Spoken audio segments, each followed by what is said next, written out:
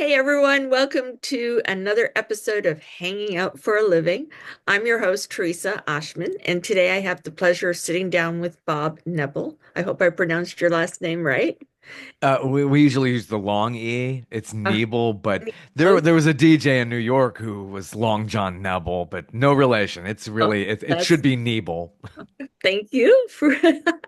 And so, anyway, Bob, he's a creative services producer, writer, and the host of Tales from the Corners, a podcast that gives voice to musicians, creators, and leaders of all kinds. And was also had the pleasure of being on one of those podcasts. So, thank you again for that, Bob.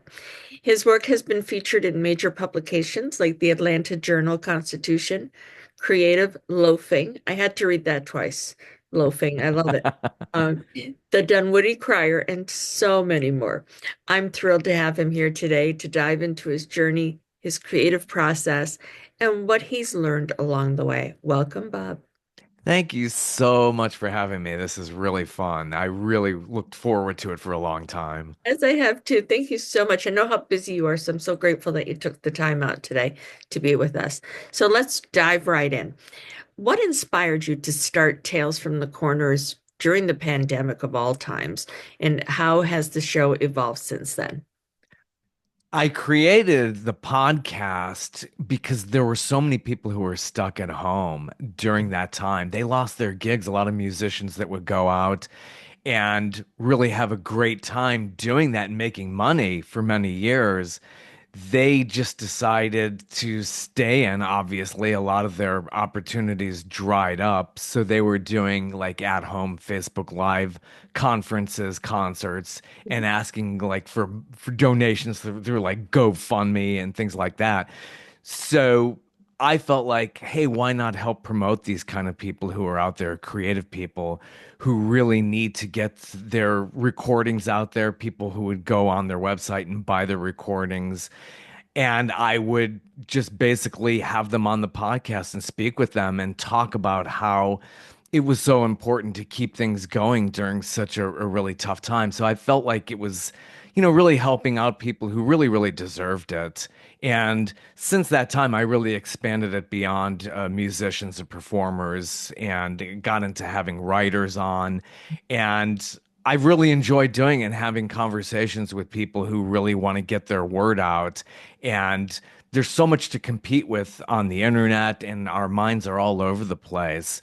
So I'm thinking this is a very big help to a lot of people and people who stumble on my podcast. And I hope that I could help promote them and get more eyeballs on their product, whether it's on their YouTube channels or their live conferences that they're doing. So I think I've done a lot of good doing that, and it feels really good to be able to help out people who really deserve it, who are really talented, and that's something I really, really discovered throughout a lot of this. There's so much talent out there, and it's also it satiates my curiosity too. I almost should have called this Curious Bob in a way, but Oh, I don't know. Probably somebody probably took that name. So I already had that domain, talesfromthecorners.com, because I've been a writer for so many years and I'm a blogger as well. So okay. I kept that blog going for many years.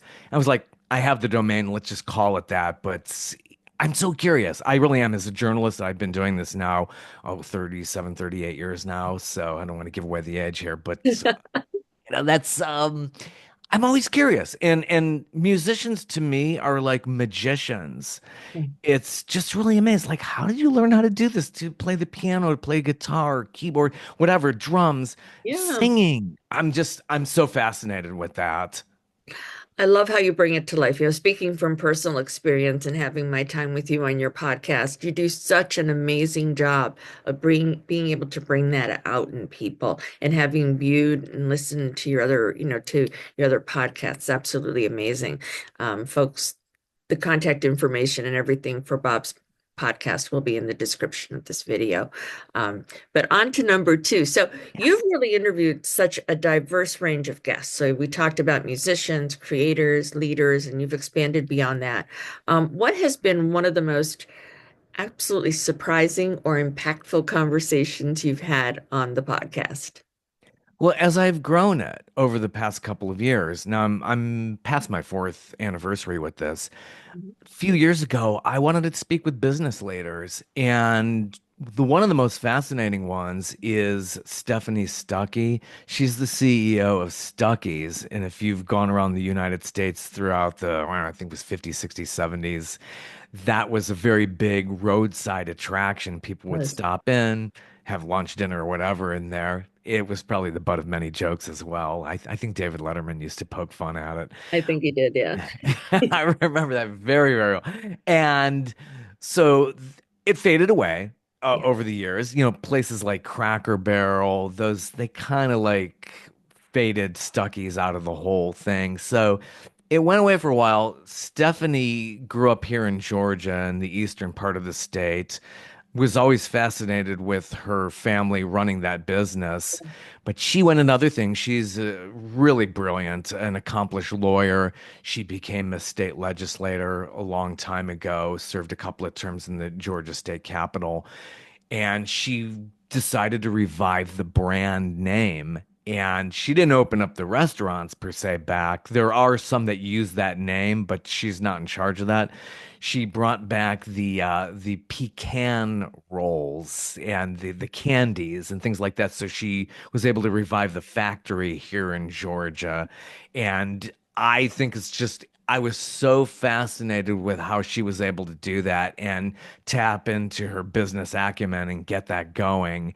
And she's doing quite well. She travels like crazy. So not only am I inspired by somebody like that and somebody who's fascinated me with me, but I'm really, really fascinated with her amount of travel. And I'm also jealous about it too. It's like and she's really great with selfies on social media and taking pictures with roadside attractions and where she is. And she Right. kind of ties that into the nostalgia of Stuckey's, which was just huge throughout the US, but very big here in Georgia. I know they had them up there in New York where you Oh are. yeah, you just took me for a little trip down memory lane, Going to Stuckey's was like almost like a family tradition and you got dressed up to do it and it was definitely an event, at least for us, but And Stephanie wrote a really nice book about her experience doing that. She went through so much and she'd sure. gone through another divorce and she Mm. was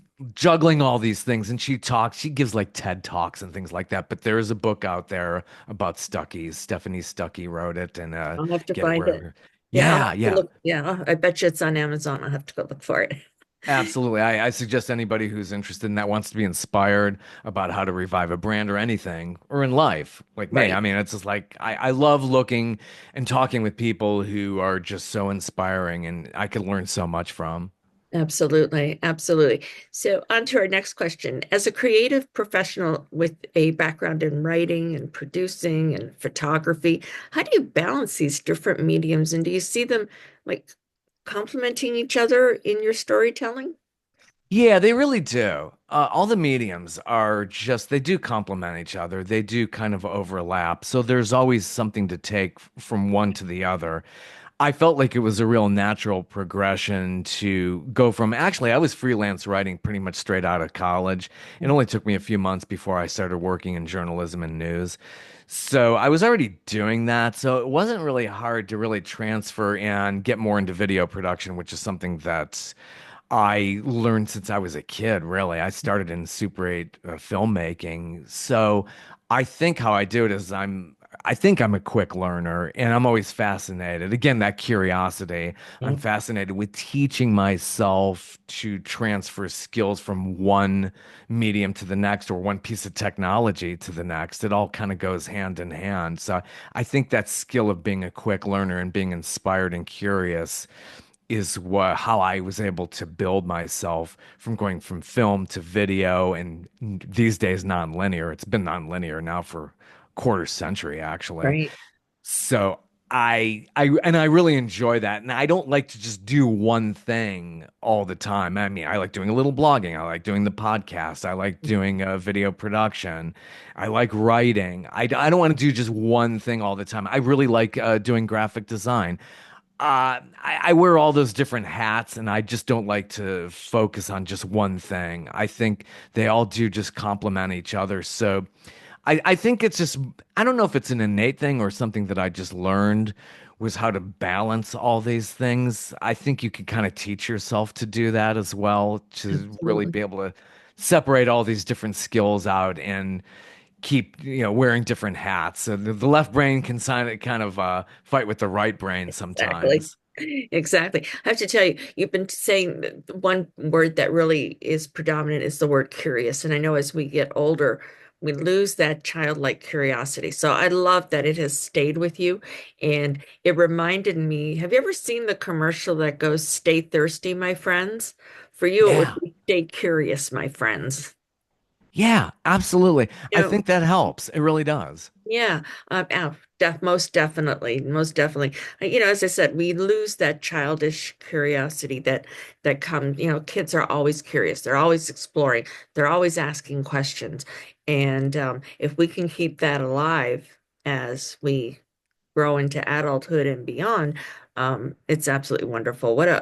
Oh, if curious had a definition and a picture by it, it would be yours for sure in the dictionary. Thanks. Yeah. I think and anybody who's in journalism and things like that really, really need to. That's a good skill. Yeah, I totally say, yeah, really get into your curiosity. Absolutely. And last but not least, for anyone looking to start their own podcast or break into journalism and media, what advice would you give them based on your experiences? Yeah, I think this is a big one as the industry keeps changing. If you passionately want to do this, you passionately want to be a storyteller, you want to be into journalism, then really go all in. It's not something that you're pretty much doing on the side. You should really think about really making that your main avenue.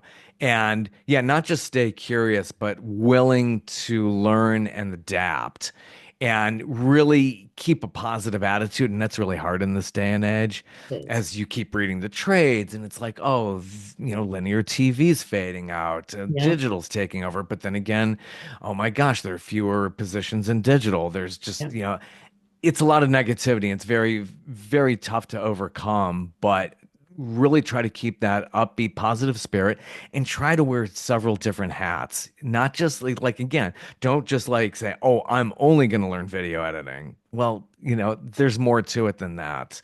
There's the editorial side of things and how you want to tell stories. And then there's the technical part of that as Sure. well. So you want again to very, very have variety in your approach. Definitely. I love that. That's incredibly helpful. Thank you for sharing that. So, with that, and to respect your time, Bob, Yeah. this has been such an enlightening and fascinating and fantastic conversation. I always love chatting with you. I love how you've used your platform to amplify creative voices and to really tell incredible stories. So, for everyone who wants to continue the conversation with Bob, or as I mentioned earlier, check out Tales from the Corners. You'll find all his contact details and links in the video description. Be sure to follow, subscribe, and please support his work. He's awesome. And if you enjoyed this conversation, don't forget to like this video, subscribe to the channel, and hit that notification button for more inspiring interviews on hanging out for a living. So until the next time we're all hanging out, we'll say goodbye for now. Bye, everybody.